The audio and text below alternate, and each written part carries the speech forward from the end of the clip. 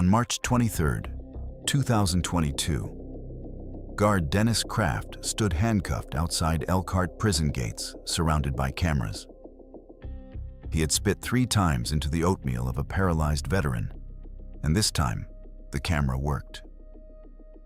Journalists shoved microphones toward his flushed face, but Kraft just stared ahead, like a man watching his world collapse. But nobody knew the plan started with a crack on a pair of cheap prison-issued eyeglasses 7 months earlier. To understand how a legless inmate and a math teacher broke a system that broke people for decades, you need to travel back to cell 14D, where Dexter Monroe first saw a grown man cry without sound. This is not a revenge story, though. Every bone in your body will scream for revenge before we reach the end. But this is about a man who had 14 months left and voluntarily added 3 years to his sentence. Tell me in the comments, would you have done the same, or would you have stayed silent and subscribe if you dare? August 2021. Elkhart State Correctional Facility Block D sat at the bottom of the prison like forgotten cargo. They called it the medical block for inmates with disabilities. But that name was a lie, wrapped in bureaucratic kindness. Fewer cameras watched these halls, fewer inspections touched these walls, fewer human eyes cared what happened down here at all. The air tasted like chlorine mixed with something older, something that had given up on ever being cleaned properly again. Fluorescent tubes hummed a frequency that crawled under your skin and nested in your teeth like a dull, permanent ache. Block D existed in post-BLM America, where reforms and body cameras decorated press conferences but never reached this concrete tomb. Lieutenant Frank Pellegrino ran this block the way a man runs out a clock, quiet, patient, deliberately blind to everything. He was 57, white, 2 years from pension, and his only mission was 0 scandals, 0 noise, 0 anything that disrupted. They assigned guards here specifically to hide them from complaints, and Pellegrino never once asked why they needed hiding. Dexter Monroe arrived in Block D, carrying nothing but a number, a sentence, and glasses, with a cracked left lens. 34 years old, former math teacher from the south side of Chicago, with a habit of counting everything around him, on steps from the transport van to processing 47. And he counted every single one like a man measuring his cage. His crime was this: a drunk driver killed his 7-year-old daughter Lila, and Dexter found that driver and hit him. The court called it involuntary manslaughter. Dexter never appealed because somewhere deep inside, he believed he deserved this.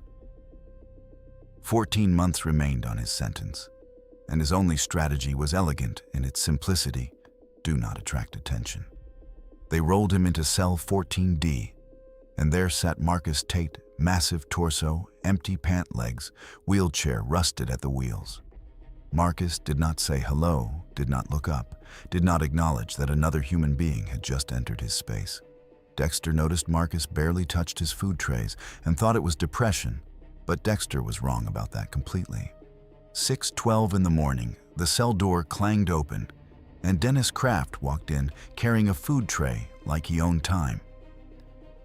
Reddish hair, meaty face jaw working on a plug of Copenhagen long-cut tobacco that you could smell from 6 feet. He set the tray down in front of Marcus, and something shifted in the air, a frequency that made Dexter stop breathing. Marcus turned his face toward the wall, a motion so practiced, so automatic, it looked like a reflex built over hundreds of mornings. Kraft smiled at Dexter, almost friendly, almost warm, like a neighbor lending you a lawnmower on a Saturday morning in Indiana. To Dexter, he was neutral, even pleasant, because Kraft did not see a threat in a skinny math teacher with broken glasses. When what Dexter did not yet understand was that Kraft was third-generation corrections. His father and grandfather both walked these same halls. For Kraft, the prison was not a job. It was an inheritance, a kingdom passed down. And these inmates were not people. The door closed behind Kraft, and Dexter felt something wrong crawling up his spine but could not yet name it. 9 days after arrival, Dexter saw it happen, and the world he understood cracked down the middle like his glasses. Kraft entered at 6:12, picked up the oatmeal tray, and paused with a showman's timing that suggested years of practice. He gathered saliva slowly, deliberately, the way a man savors a ritual that gives him power over another human being entirely. He leaned over the tray and spat, and the sound was small and wet, and it landed in the oatmeal perfectly. He placed the tray in front of Marcus, said something casual about the weather, and walked out like nothing had happened at all. Marcus did not react, did not flinch, did not do anything except exist in a wheelchair with no legs and no options. Then Marcus spoke his first real words to Dexter, 2 syllables that carried the weight of years of this happening daily. He said, "You will get used to it," and his voice was flat like a man describing gravity or the color of concrete. That night, Dexter could not sleep and drew triangles on the wall because his father, the Vietnam veteran, died in a VA hospital ignored. Dexter wrote a formal grievance the next morning, detailed with dates, times, and descriptions of exactly what he had witnessed. The grievance disappeared like smoke, like it had never existed, like the paper itself had decided to stop being real. He wrote a second one, more detailed, more precise, and this time they summoned him to Lieutenant Pellegrino's office upstairs. Pellegrino offered coffee, smiled softly, and said, "Mr. Monroe, you have excellent behavior. Do not ruin your record over misunderstandings, please." The threat wore a suit of kindness, but Dexter heard it clearly stop talking, or your 14 months become something much longer. He tried the prison telephone next, but every call was recorded, and his public defender said the same thing without evidence. Without evidence, it is the word of an inmate against the word of a corrections officer.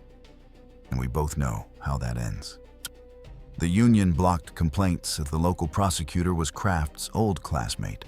The HR director was Kraft's cousin, and every door slammed shut. Dexter stood in the hallway after that phone call and felt the system close around him like water filling a room with no windows. Jerry Bird Santos worked the Block D kitchen for 11 years and knew every secret these walls had ever tried to keep. Dexter approached him in the yard, a 52-year-old Latino man with careful eyes and hands that never stopped moving nervously. Bird said, "I do not stick my neck out for nobody," and turned away. But Dexter caught something in his micro-expressions. The way Bird flinched when Kraft walked past, the way his jaw tightened, the way his eyes dropped.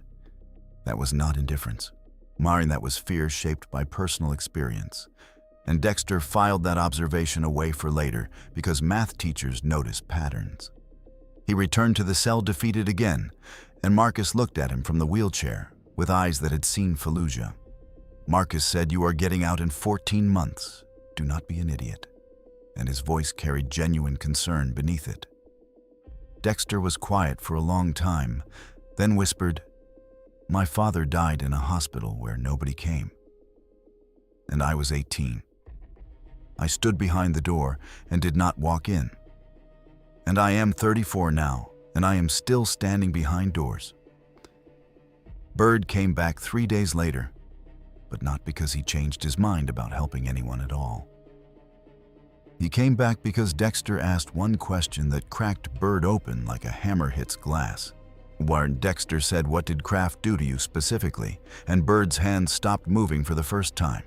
The story came out in whispers between kitchen shifts, where nobody could hear them talking carefully. 2 years ago, Bird had filed appeal documents that could have reduced his sentence by nearly 8 years. Kraft found those documents during a cell search, and Bird never saw them again after that day. The parole board rejected Bird's case for insufficient paperwork, and Bird lost his only chance at freedom forever. But Bird also told Dexter about Willie Baxter, the man who slept in Dexter's exact bunk before. Willie saw Kraft spit in Marcus's food, and Willie made the mistake of filing a formal complaint, 1 week after Willie's complaint landed on Pellegrino's desk, 2 guards dragged Willie from Block D, screaming. They charged him with assault on a corrections officer, and the evidence was Kraft's bruised knuckle only. Willie got transferred to maximum security and received 6 additional years on top of his original sentence. Willie Baxter was still there right now, rotting in a concrete box for telling the truth about spit. Dexter felt something shift inside his chest, like a gear engaging that could never disengage again permanently. This was not about one guard humiliating one disabled veteran in one forgotten cell block at all. This was a pattern, a machine, a conveyor belt that processed witnesses and turned them into cautionary tales. Kraft did not just abuse inmates, he destroyed anyone who tried to expose him with surgical precision. Dexter understood what Willie never understood, and it changed everything about how he would fight this war. You cannot beat the system from inside the system because the system built walls specifically against inside attacks. Dexter stopped filing complaints that same week and became the most invisible inmate Block D had seen. He smiled at Kraft, said yes sir, cleaned his cell, attended every program, and earned perfect conduct marks. Kraft relaxed the way a predator relaxes when prey stops running and simply lies down in grass. Meanwhile, Dexter negotiated through Bird to reach an inmate in Block B who had a phone. The price was 3 months of commissary funds, which meant no soap, no toothpaste, no basic human supplies.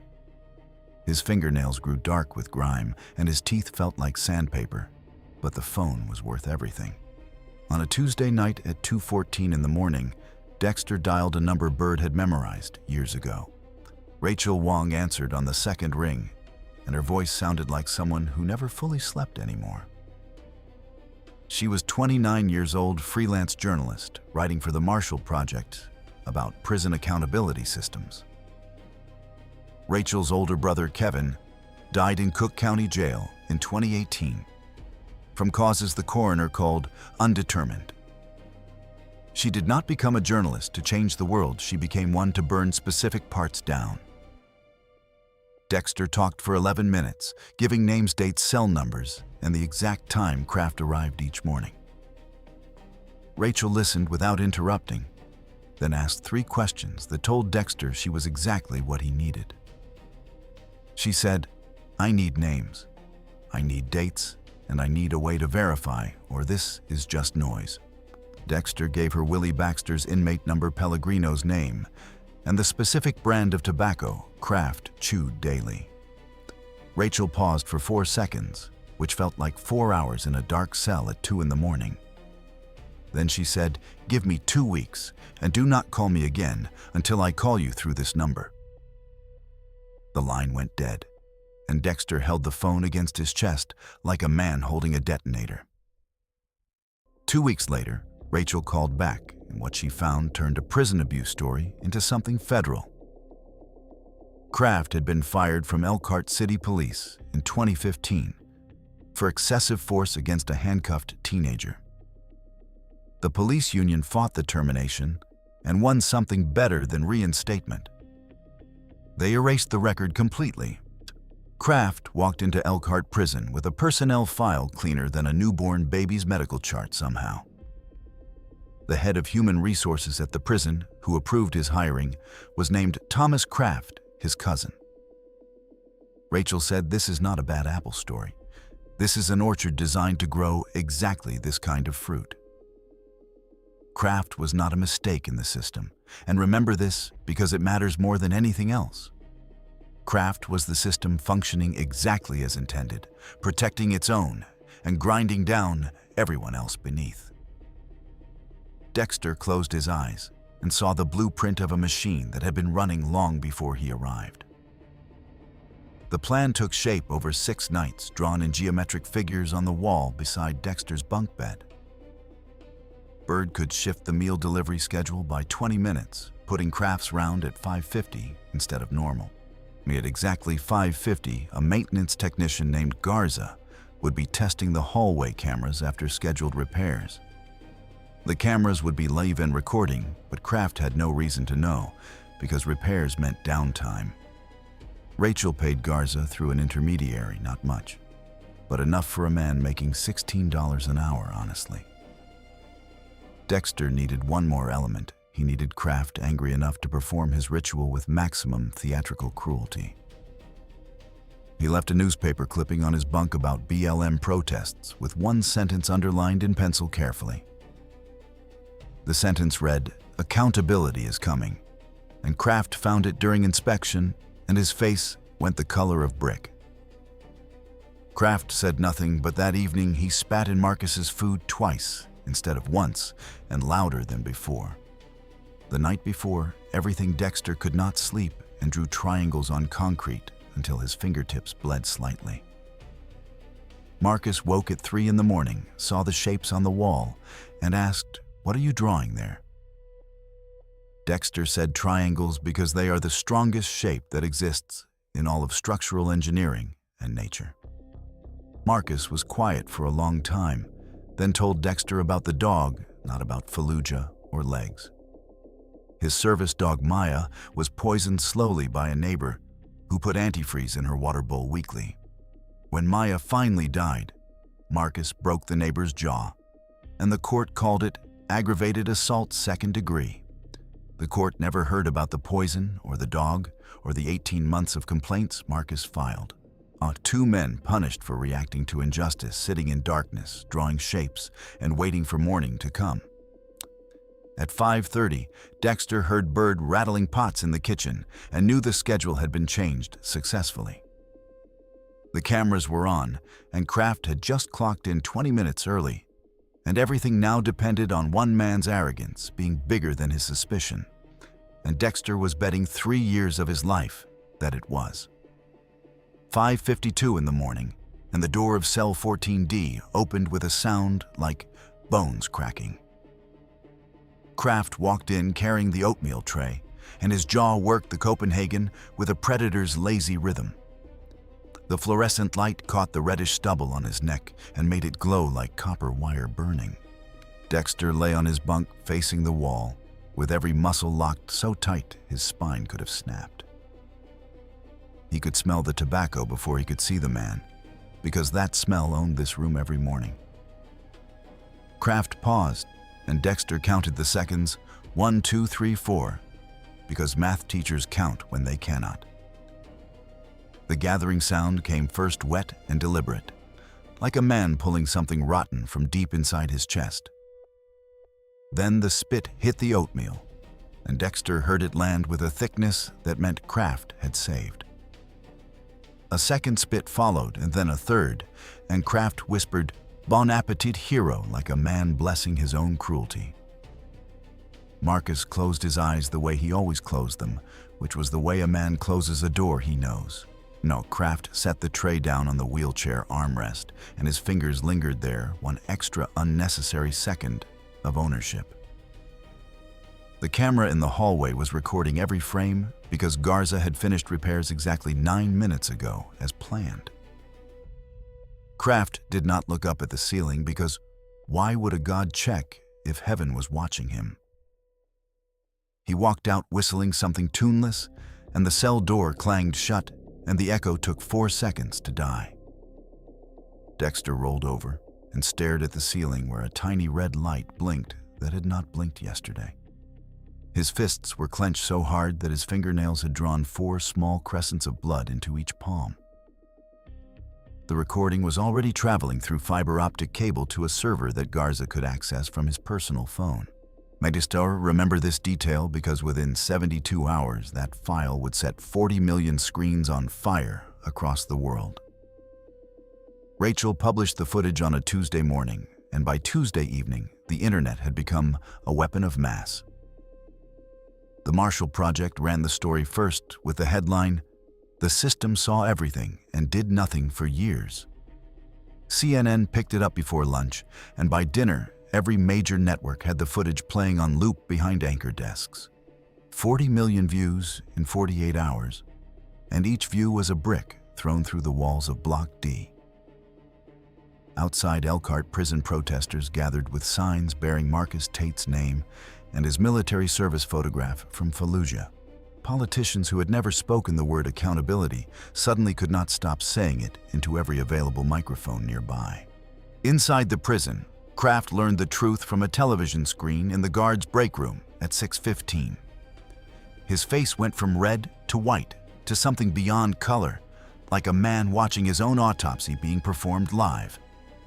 Pellegrino found out from a phone call from the state corrections commissioner, and his legendary calm finally cracked audibly. The federal investigation launched within 48 hours because the footage made silence impossible for anyone with authority. The AFSCME union tried their usual playbook, deny, delay, discredit, but this time the audience was not a review board. This time the audience was every person with a phone and an opinion about a man spitting into veteran food. The system that had been perfectly hermetic from the inside shattered like cheap glass under external pressure from millions watching. This was exactly what Dexter understood and what Willie Baxter never had the chance to learn before maximum security. You cannot fight the machine using the machine's own tools because those tools were designed to protect the machine. You drag the fight outside the walls into sunlight, where cockroaches cannot survive, and the world becomes your witness. Pellegrino's quiet, competent invisibility became his indictment because doing nothing was finally recognized as doing something terrible. 3 other guards from Block D were suspended pending investigation, and suddenly everyone remembered everything they had conveniently forgotten. The moment arrived without warning, carried by a voice screaming down the corridor like a man announcing resurrection from death. Tate, you are in the news, brother. You are in the news, and the words bounced off concrete walls. Marcus sat in his wheelchair, and his face showed confusion, first, then disbelief, then something that had no name in English.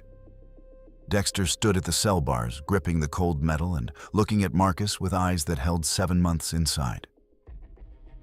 He said quietly, "They saw you, Marcus, and the whole world saw you," and his voice broke on the word world.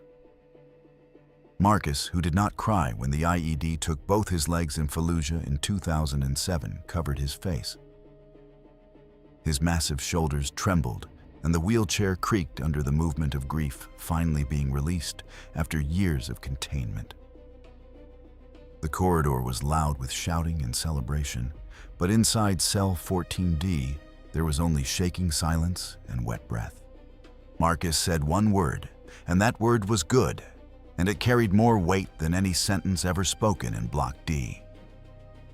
Kraft was arrested by federal agents outside the prison gates on a Thursday morning, with cameras recording his handcuffed walk. Pellegrino received forced retirement without pension, and his quiet, careful career of strategic blindness ended in public disgrace forever. Marcus was transferred to a federal medical facility in Ohio with actual doctors and actual dignity and functioning wheelchair wheels. Rachel Wong received the IRE Award for investigative journalism and dedicated it to her brother Kevin, who died unnamed. But Dexter Monroe received 3 additional years, added to his sentence for contraband possession of communication devices inside prison. The system called it contraband, and Dexter called it the only telephone that actually worked for justice in Block D.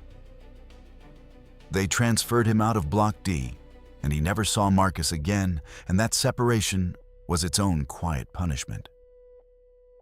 The man who did the right thing paid the highest price because the system punishes disruption more than it punishes cruelty. When a reporter asked if he regretted it, Dexter said, "For the first time in 4 years, I slept without nightmares." Dexter sits in a new cell alone, now drawing geometric figures on the wall with a pencil stub worn to nothing.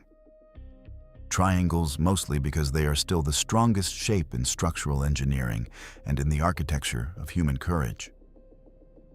An unnamed guard brings a food tray, sets it down, and leaves without words, without tobacco, without performance, without cruelty.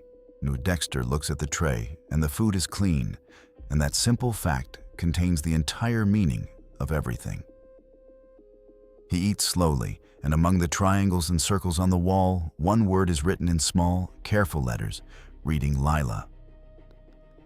So here's the question that will follow you home tonight and sit beside your bed, waiting for an honest answer. Would you have added 3 years to your sentence, or would you have stayed quiet and walked free in 14 months? And the second question, quieter, harder, how many Marcus Tates sit in Block D units across this country right now? Dexter Monroe is still incarcerated with an expected release date of 2026, and the cell door closes,